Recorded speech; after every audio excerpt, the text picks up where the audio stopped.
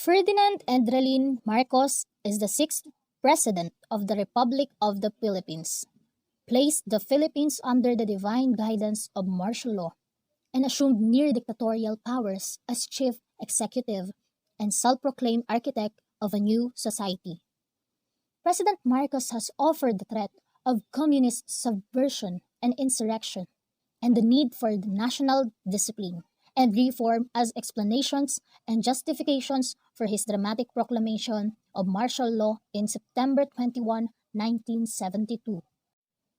Many critics of Marcos' martial law policies and programs accused him of suspending citizens' constitutional rights in order to more securely establish himself and his supporters in power, while also appeasing transnational corporations and lending institutions growing demands for greater political stability and a more appealing business climate for foreign investments. Numerous conversations have taken place over the last several years about the effectiveness of martial law as a solution to the political, social, and economic problems of the Philippines. A vital underground press and a growing body of written comments from a vocal community of liberal scholars, both of which are highly critical of the Marcos administration policies towards the suspension of Filipino civil liberties and the alleged manipulation of electoral and judicial processes, have proliferated throughout the Philippines and the United States.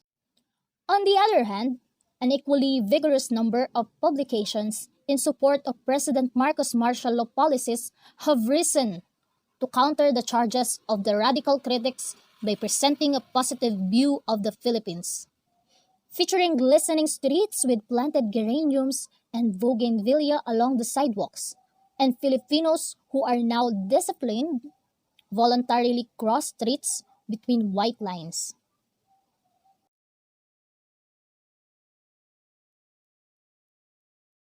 I, Ferdinand A. Marcos of Batak, province of Ilocos Norte, having been elected and proclaimed as President of the Philippines, do hereby solemnly swear that I will faithfully and conscientiously fulfill the duties of President of the Philippines.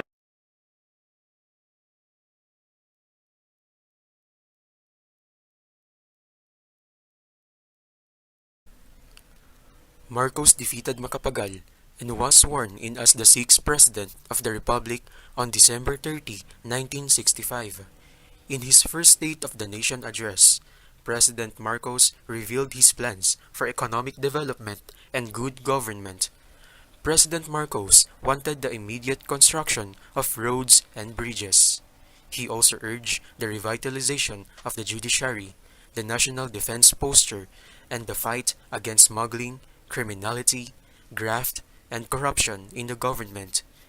To accomplish his goals, President Marcos mobilized the manpower and resources of the armed forces of the Philippines for action to complement civilian agencies in such activities as infrastructure construction, economic planning and program execution, regional and industrial site planning and development, community development, and others. It was during his first term that the North Diversion Road, known as the North Luzon Expressway, was construction with the help of the AFP Engineering Construction Battalion. Aside from infrastructure development, the following were some of the notable achievements of the first 4 years of the Marcos administration. Successful drive against smuggling, and military men who are involved in smuggling were forced to retire. Greater production of rice by promoting the cultivation of IR8 hybrid rice. In 1968, the Philippines became self-sufficient in rice, the first time in history since the American period. Land reform was given an impetus during the first term of President Marcos. In the field of foreign relations, the Philippines hosted the summit of 7 heads of state to discuss the worsening problem in Vietnam and the containment of communism in the regions. President Marcos initiated, together with the other 4 heads of state of Southeast Asia, the formation of a regional organization to combat the communist threat in the region, known as the Association of Southeast Asian Nations or ASEAN. Government finances were stabilized by higher revenue collections and loans from treasury bonds, foreign lending institutions, and foreign governments. Peace and order substantially improved in most provinces. However, situations in Manila and some provinces continued to deteriorate until the imposition of martial law in 1972. His first term lasted from 1965 to 1969.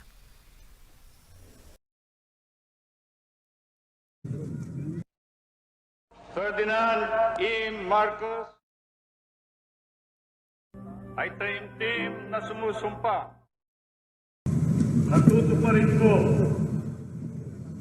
ng buong katapatan at mabuting pag-iisip ang mga tungkulin ko bilang Pangulo ng Pilipinas. Na aking pananatilihin at ipagtatanggol ang saligang batas. Isa sa katuparan ko ang mga batas sa paglilingkod sa bayan.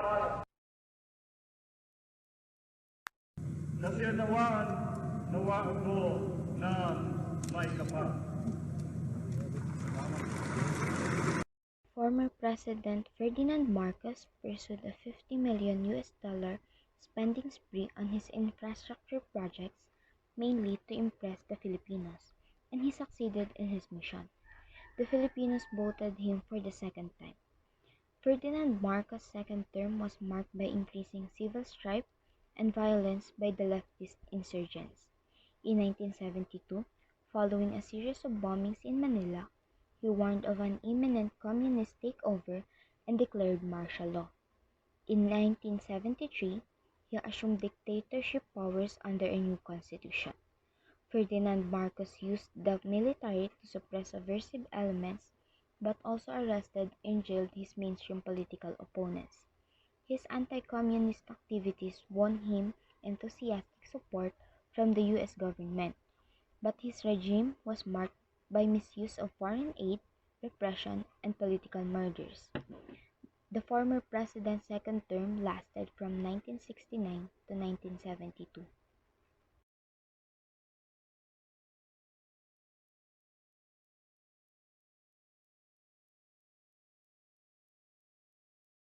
Of the 21st of this month, I signed Proclamation number 1081, placing the entire Philippines under martial law.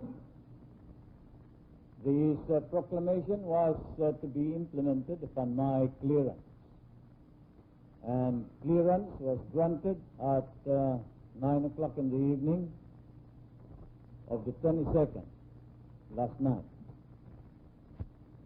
I have proclaimed martial law in accordance with the powers vested in the President by the Constitution of the Philippines. The proclamation of martial law is not a military takeover. I, as your duly elected President of the Republic, use this power which may be implemented by the military authorities, but still is a power embodied in the Constitution to protect the Republic of the Philippines and our democracy. During President Ferdinand Marcos' regime on September 23, 1972, at 7:15 p.m., he announced on television that the Philippines is under martial law. This marked the beginning of a 14-year period of one-man rule, which would effectively last until Marcos was exiled from the country on February 24, 1986. Even though the formal document proclaiming martial law, Proclamation number 1081, which was dated September 21, 1972, was formally lifted on January 17, 1981, Marcos retained essentially all of his powers as dictator until he was ousted. While the period of Philippine history in which Ferdinand Marcos was in power actually began 7 years earlier, when he was first inaugurated President of the Philippines in late 1965. This article deals specifically with the period where he exercised dictatorial powers under martial law, and the period in which he continued to wield those powers despite technically lifting the proclamation of martial law in 1981. When he declared martial law in 1972, Marcos claimed that he had done so in response to the communist threat posed by the newly founded Communist Party of the Philippines, CPP, and the sectarian rebellion of the Mindanao Independence Movement, MIM. Opposition figures of the time, such as Lorenzo Tañada, Jose Jocno, and Jovito Salonga, accused Marcos of exaggerating these threats, using them as a convenient excuse to consolidate power and extend his tenure beyond the 2 presidential terms allowed by the 1935 Constitution.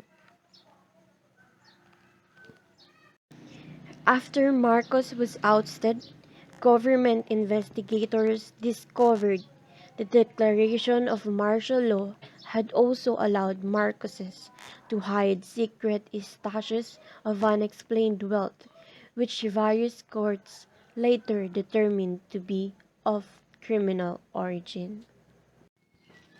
This 14-year period in Philippine history is remembered for the administration's record of human rights abuses, particularly targeting political opponents, student activists, better source needed journalists, religious workers, farmers, and others who fought against the Marcos dictatorship. Based on the documentation of Amnesty International, Task Force Detainees of the Philippines, and similar human rights monitoring entities, historians believe that the Marcos dictatorship was marked by 3,257 known extrajudicial killings, 35,000 documented tortures, 77 disappeared, and 70,000 incarcerations.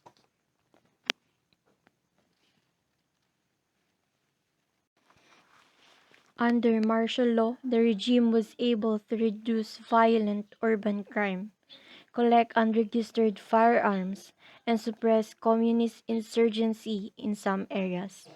At the same time, a series of important new concessions were given to foreign investors, including a prohibition on strikes by organized labor, and a land reform program was launched.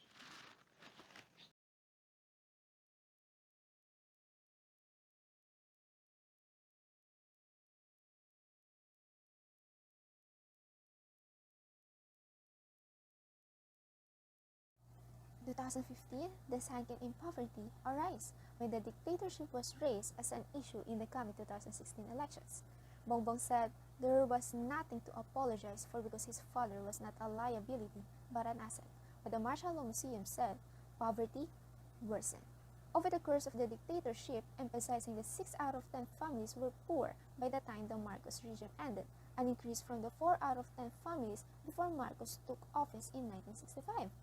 The daily income of agricultural workers declined by at least 30%, from 42 pesos in 1962 to 30 pesos in 1986. The wages of farmers even went as low as 23 pesos in 1974, right after the declaration of martial law. From 127 pesos and 89 pesos daily income for skilled workers and workers without school training in 1962. Wages fell sharply to 35 pesos and 23 pesos in 1986. These declines happened in the years when prices of goods were surging, especially in the last 10 years of the dictatorship.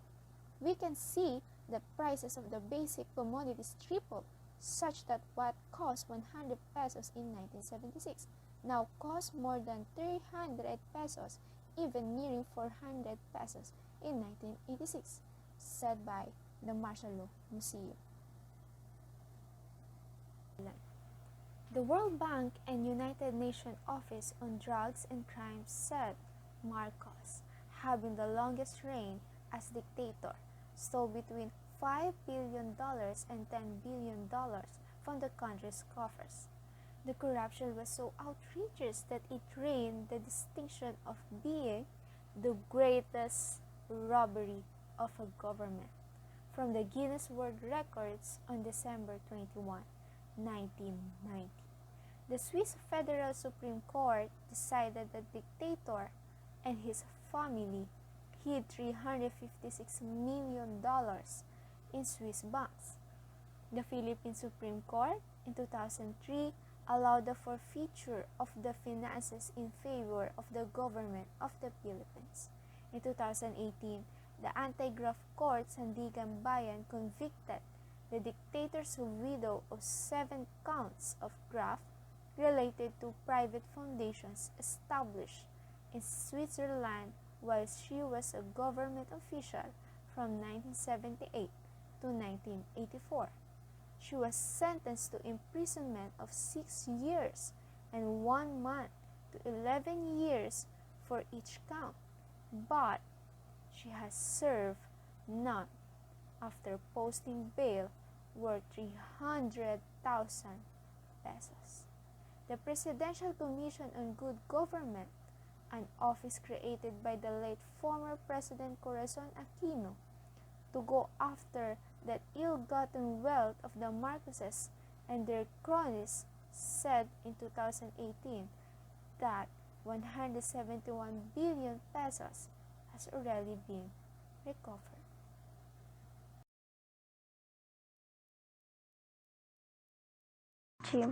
The dictatorship was deadly, especially for those who stood against Marcos. They were either killed or went missing. According to HRVVMC, 11,103 individuals had fallen victims to rights violation by the dictatorship. The count, however, covered only those with approved claims for compensation from the Human Rights Reparation and Recognition Act of 2013. Amnesty International AI said there were 107,200 victims, mostly killed, tortured, and imprisoned by the Marcos regime. HRVVMC data showed that 2,326 were either killed or disappeared, never to be found.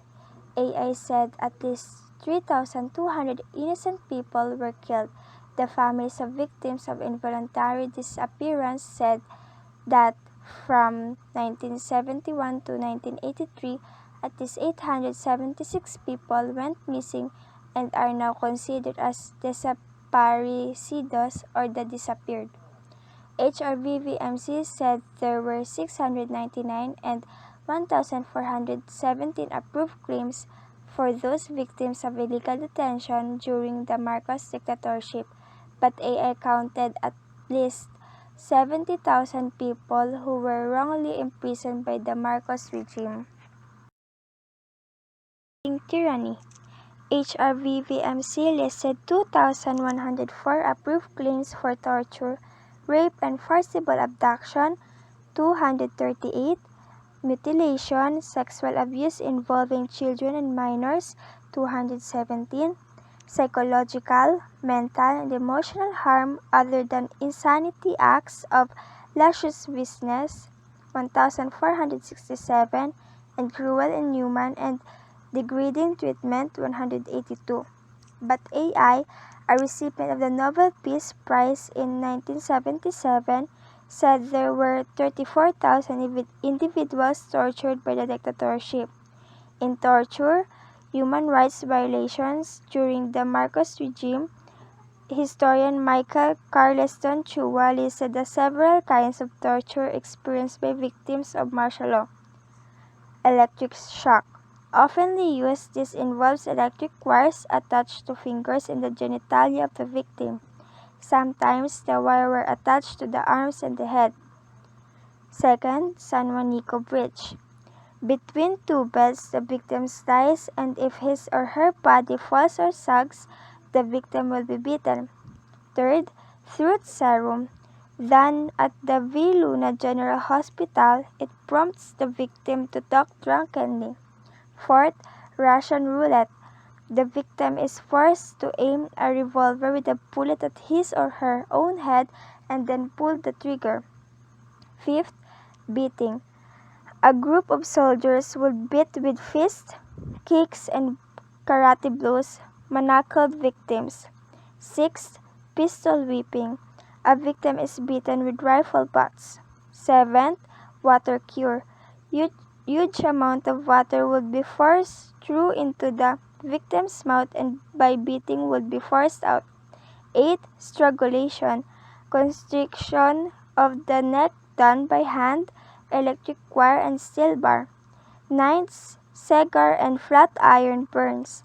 A victim is inflicted with heat. 10. Pepper torture. A concentrated peppery substance is placed on the lips and genitals.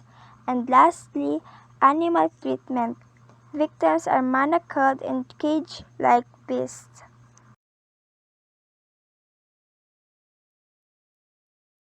Since President Ferdinand Marcos was a disciplinarian leader, it was said that people have to be disciplined. Or was it discipline or just instilled fear in people? Based on research, the government points to an overall drop of 43% in the crime rate in the first year of martial law. Murder cases were said to have declined by 74%, homicide by 69%, robbery by 54%, and parricide by 148%. About 500,000 firearms were allegedly confiscated or surrendered together with 1.5 million rounds of ammunition. Close to 100,000 of the firearms involved were claimed to be high calibered. The drop in the crime rate was reported most noticeable in Metropolitan, where major crimes decreased by 54% according to the Metropolitan Police.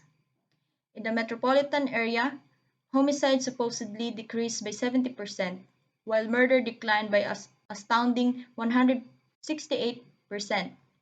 Police Chief Gerardo Tamayo attributed the crime decline to the saturation campaign of the MMP, where slum and squatter areas are zoned and police characters are arrested. The midnight to 4 o'clock curfew was also supposed to have helped tremendously. Foreign investment. One of the earliest acts of the government after martial law was assuring foreign investors that they were welcome in the Philippines. The entry and outflow of the foreign investment were liberalized. Oil exploration permits were readily issued. Foreign investors were not required to get any visa. The withholding tax on foreign flow was decreased, and the repatriation of capital and profits by foreign investors were fully guaranteed. The result of all of this encouragement was the early entry of about 24 multinational corporations into the Philippines, with an aggregate investment of 707.9 million. A tax-free export processing zone was set up in Bataan, where 21 enterprises have been approved according to the government. Total project costs of 18 zone enterprise alone were claimed to total 621.1 million, a generally bullish business atmosphere in Manila.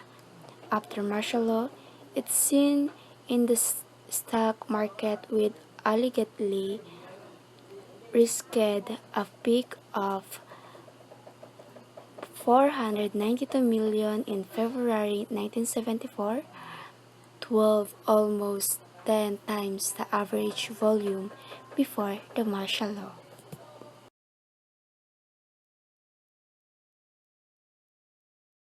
During the time of Marcos, infrastructures in the country had bloomed. Under the Marcos regime, Filipino also saw the establishment of unprecedented and infrastructures, the majority of which still stand, probably today. Servicing the needs of the Filipino people, this is what Marcos regime is counting as their pride. The Marcos regime showed confidence that if it were not from them, many famous infrastructures would have become useful for us now. Cultural, tourism, and heritage sites were likewise constructed. The Cultural Center of the Philippines, Folk Arts Theater, Philippines International Convention Center, the National Arts Center, now Makiling Center of the Arts, housing the Philippines High School of the Arts, Nayong Filipino and the Filipino Parks in Sky in the Tagaytay City. One of these is the Cultural Center of the Philippines that aims to teach the community about a culture through the use of event, festival, and workshop. This cultural center was built by the former First Lady Imelda Marcos. Also, it was Marcos' time when hospitals were built. The Philippine Heart Center, Lung Center of the Philippines, and the National Kidney and Transplant Institute. In addition, we cannot deny the fact that Marcos, one of the presidents who showed excellent on having the earlier project of building the school, helping people through 230,000 project from 1975 to 1985. Tourism industry in the Philippines has been identified as one of the powerful engines for a strong and sustained economic growth. Marcos knew this, and at this time, he made the way together with his wife to improve the tourism of the Philippines. In 1973, President Ferdinand Marcos created a new cabinet-level Department of Tourism by splitting the Department of Trade and Tourism into two separate departments. Included the new Department of Tourism, the agency Philippines Tourism Authority or PTA, and the Philippine Convention Bureau PCB were created. With improved peace and order, and a concentrated program to attract Filipinos living abroad to visit the Philippines. About 246,604 tourists were listed as having visited the Philippines in the year after martial law, an increase of 48% over the previous year.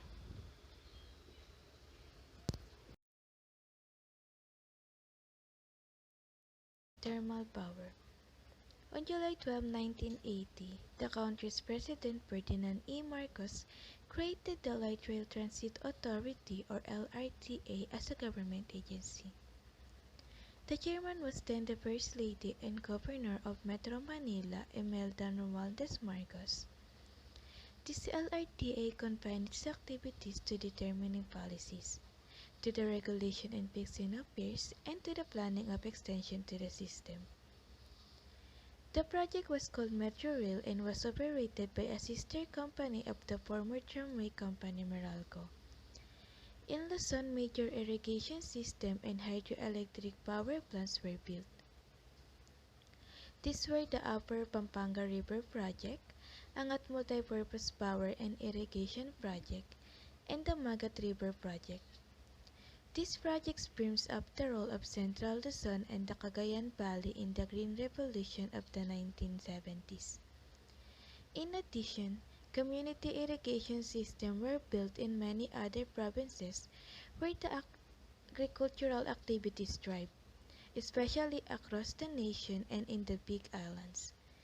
This increased agricultural activities in the Big Visayan Islands and in Mindanao, and help cover a wide area of the rice and food producing region. The result of this investment could be seen in the rise of agricultural output, especially the increase toward greater sufficiency in palay production. Irrigation helped to raise farmer productivity.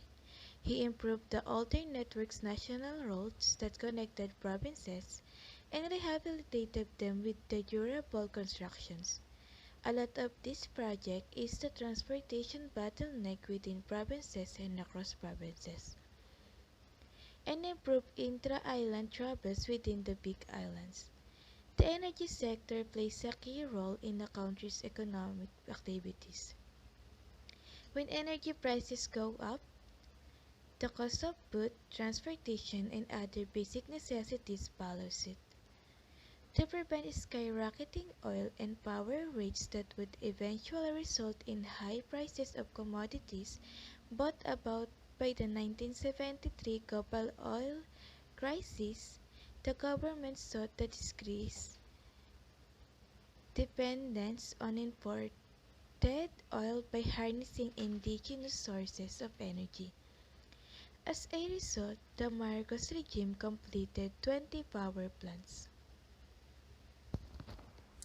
When Marcos signed Proclamation 1081 on September 21, 1972, he cited the communist threat as justification.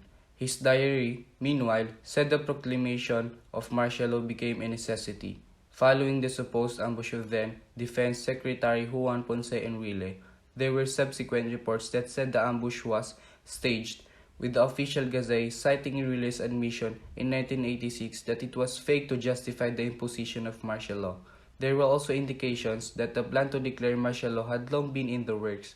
According to the official Gazette, several people had received prior information about Marcos' plan. The late dictator had also hinted it in his address to the Philippine Military Academy Alumni Association as early as May 17, 1969, more than 3 years before the actual declaration. Through various general orders, Marcos effectively put the entire power of government under the rule of one man. He was to lead the nation and direct the operation of the entire government. He ordered the armed force to prevent or suppress any act of rebellion. Curfew hours were enforced, group assemblies were banned, privately owned media facilities shuttered. Those considered threats to Marcos, such as prominent politicians and members of media, were rounded up and arrested by members of military and notorious Philippine constabulary.